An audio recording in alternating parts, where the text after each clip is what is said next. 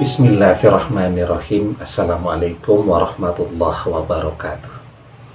Bapak-bapak, ibu-ibu, mas-mas, mbak-mbak, khususnya adik-adikku sekalian yang dirahmati Allah dimanapun Anda berada, kembali di IIP Channel bersama saya Iip Wijayanto.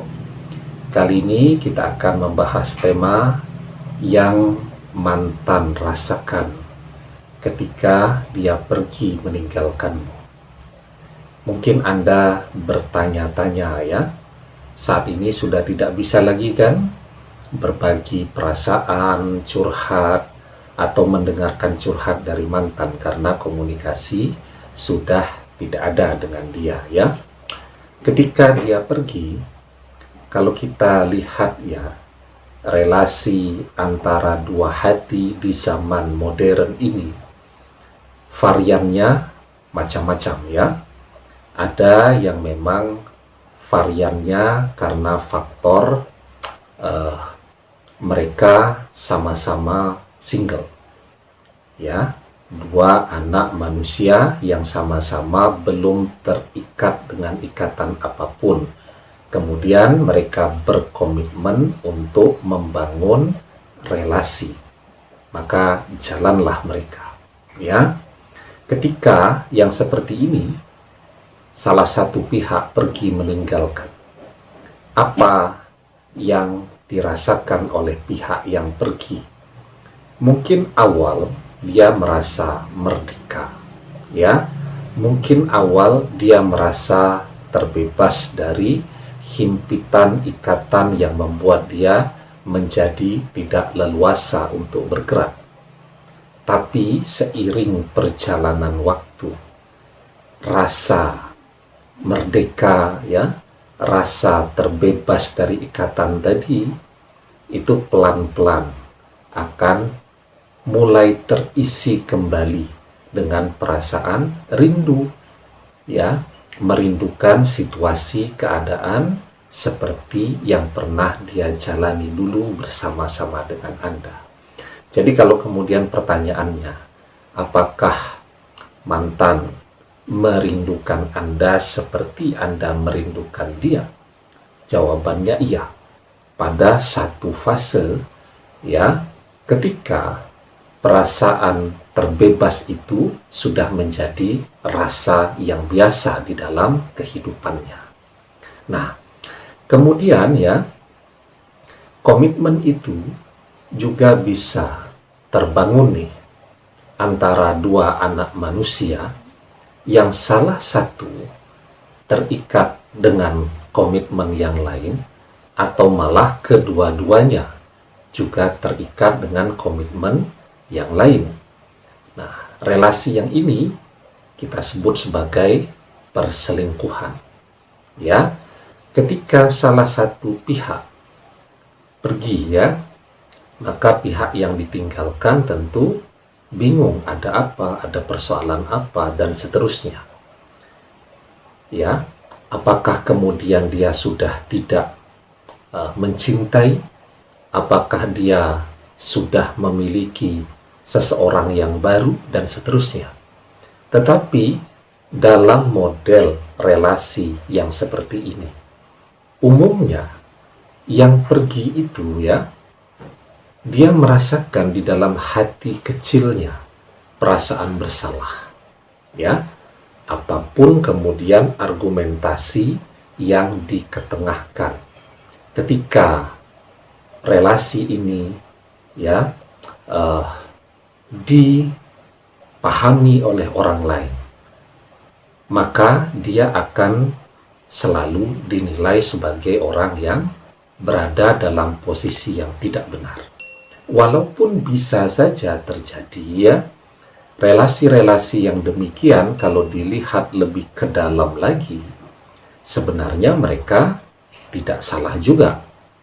Jadi sebagai contoh misal ya, ada seorang istri yang sudah ditinggalkan oleh suaminya selama bertahun-tahun tanpa nafkah lahir, tanpa nafkah batin ya.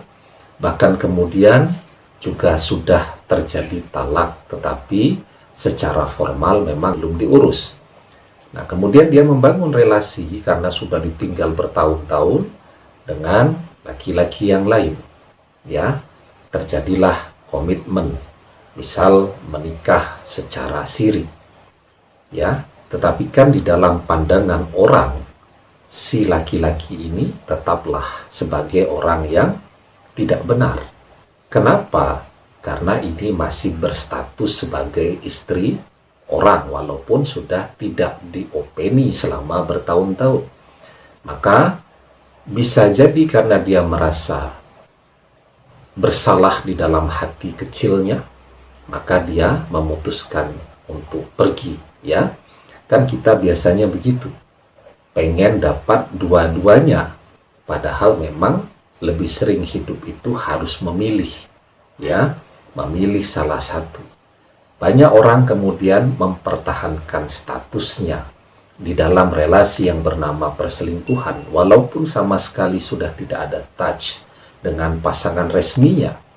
Tetapi, ya, pada sisi yang lain untuk mengisi kekosongan itu, dia kemudian melakukan perselingkuhan. Ya, dia tidak mau melepaskan statusnya karena ini berkaitan dengan citra, nama baik, dan seterusnya. Sementara pada sisi yang lain dia juga pengen mendapatkan kebahagiaan itu tadi. Jadi pengen dapat dua-duanya. Padahal kan tidak bisa begitu. Orang harus memilih salah satu. Ya. Nah, maka bisa jadi nih profil laki-laki ini mungkin dia orang yang baik juga.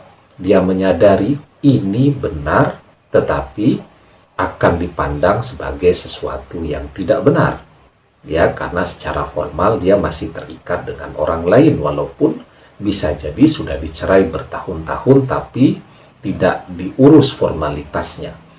Maka ketika dia misal memutuskan untuk pergi, ya tentu dia pergi dengan perasaan yang sedih dan terluka juga. Ya, kehilangan harapannya juga. Tetapi memang itu opsi kan yang harus dia ambil ketika memang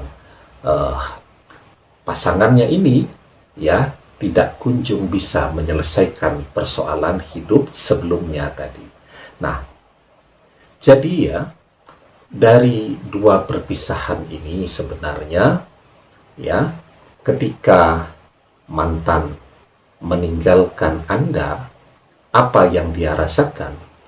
Dia juga merasakan kerinduan, rasa hampa, seperti apa yang Anda rasakan.